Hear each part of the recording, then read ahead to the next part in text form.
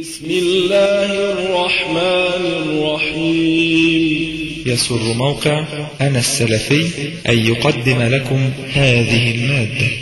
ادع إلى سبيل ربك بالحكمة والموعظة الحسنة وجادلهم بالتي هي أحسن إن ربك هو أعلم بمن ضل عن سبيله وهو أعلم بالمهتدين.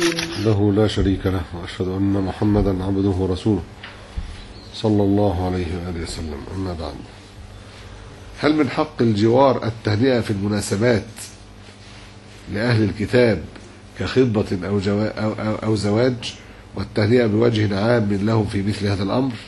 هي كلمة مبارك تعتبر دعاء بالبركة فتكون غير جائزة، فإن كانت تهنئتهم جائزة فماذا يقال؟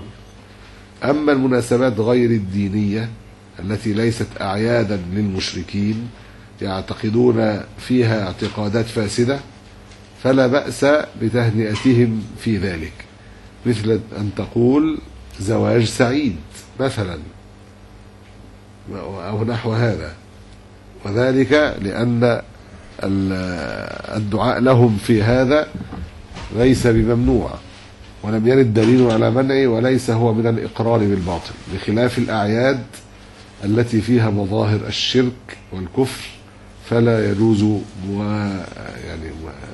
تهنئتهم بها، والله أعلى وأعلم.